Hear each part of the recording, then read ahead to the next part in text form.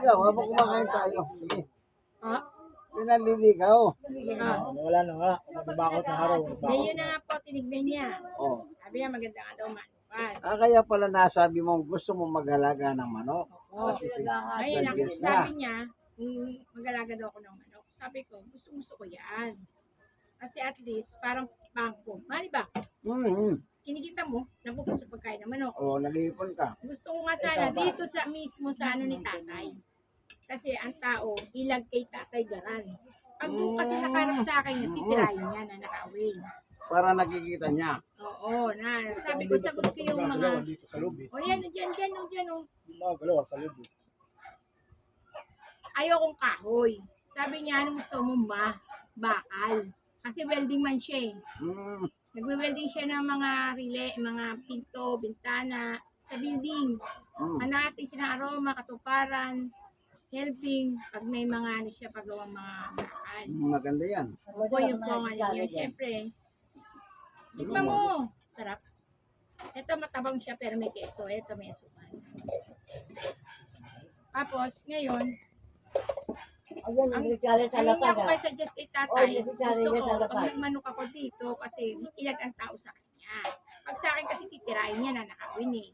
Kahit bakal pa yan, pag gusto ko nakawin na nakawin. Walang imposible sa mag. At walang takot sa Diyos. Diba? Meron na 14 liter na line. Okay na, okay na. Isa nyo na yan. Oh. Pag nyo itindig. Ha? Pabayaan nyo na. Yan, sari-sari tayo. Tapos yun na. Nagkagalit kami. Natampuhan kami. Selos ba? Selos. Ako selosa kasi ako eh. Nahuli mo. Kasi ako. Nahuli mo, meron. Ha? Nahuli mo siya, meron pang iba. Opo, uli. Yung ex niya, pinanin niya yung kami na. Siyempre, masakit para sa akin yun na nakaraan na yun eh. Dapat hindi mo na ini-interview yun. Hindi mo na inaharap. Sabi mo na meron pa lang Bago. Oo. Palibasa yung anak, galit sa akin. Kaya siniraan ako. Kung nagtalo kami, hindi naman ako pwedeng, pag malaki ako, kami sarili akong bahay eh. Pwede ako bumalik yan eh. Bumalik ako dyan, yung mga ilang araw na hindi ako pumunta siya rito. Ito nakaharap niya. Humingi siya ng tawag sa akin. Sabi niya, ibang klase ka. Nakailang asawa ka na pero sinusuyo ko pa kasi may dignidad ako. May prinsipyo akong pinanghahawakan bilang isang babae kahit marami na akong naging asawa. Kasi hindi mo naman ako kinuha na walang kwenta. Sa kumbaga sa quality ng pagkain, meron akong linamnam na hindi mo makakalimutan. Hindi linamnam ng pastor Ibig sabihin, pastor iba yung iniisip mo Hindi, wala akong iniisip. Wala yun. Sinabi mo linamnam, natawa lang May ako. katangian ako na wala sa ibang babae. Kaya nga niya ako minahal, masarap daw, matunog daw yung bibig ko. Masarap pakinggan. May nalalaman pa daw akong malinamnam, marami ganyan.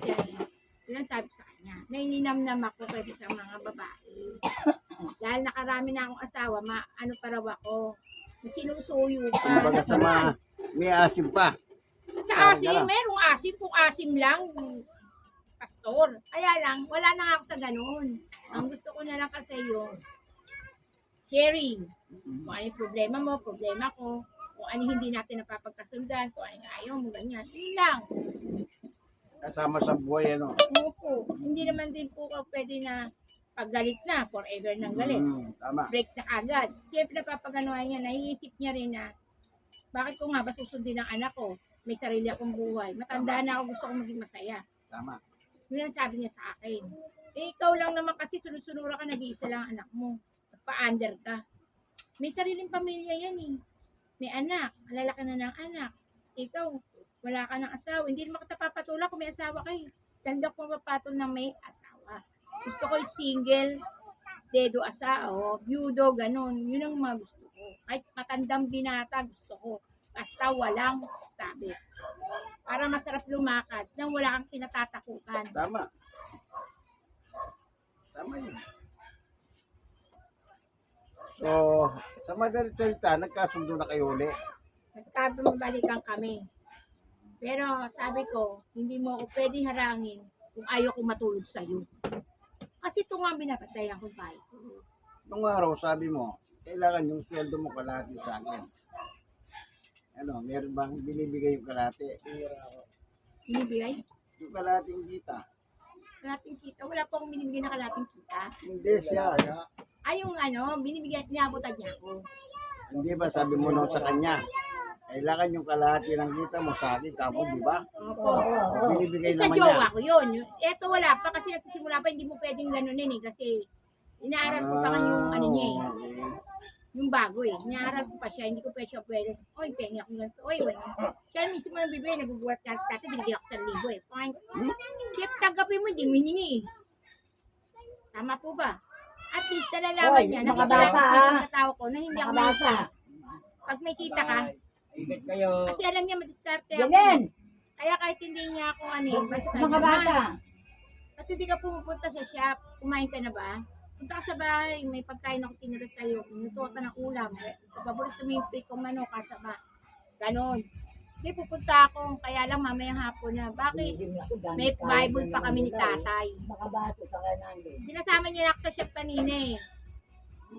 Sabi ko mamaya na kasi may Bible kami ni tatay. Nakapangako ako kay tatay na kasama ko ngayon. Kaso sa kanina, nandiyan siya. Opo, kasi tinignan niya yung sasakyan doon sa parkingan. May sasakyan siya sa loob eh.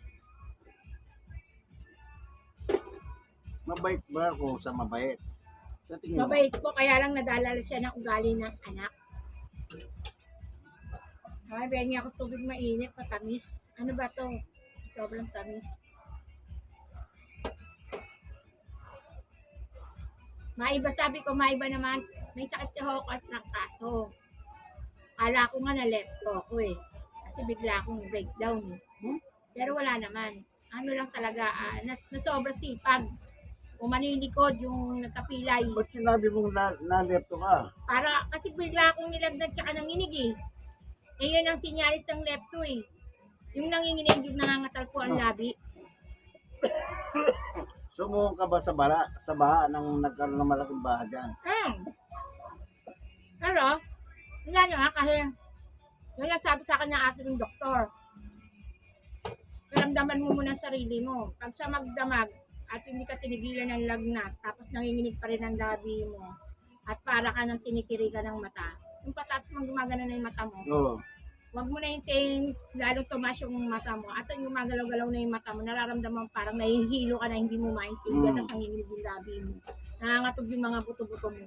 Tawagin mo na mga kapatid mo, magpasulog ka sa ospital. Sabi ng ate mo. Opo, yun ang sinyalis mo kasi.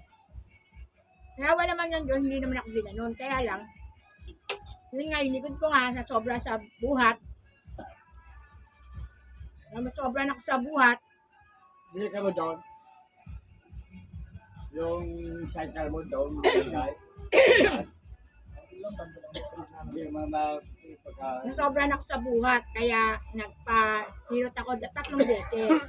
Ngayon, yung bago kong jowa, binili ako ng gamot. Trinix, tsaka Alaxan. So, At nandito ako, tinitignan niya ako. Sabi niya, "Ma, kumain ka na ba?" Sabi ko, "Oo." Kanina ako kumain kay August. malalalim naman pala eh. Kinukontra nga lang ng anak. Kaya pinababayaan ko para lumawak din yung utak niya na hindi ako lumalapit sa kanya dahil may pera siya. Hindi mapakita ko sa kanya na kaya ko kahit nga ngayon. Ganito lang nga na pwede, hindi ako pagod na pagod, kumikita ako eh.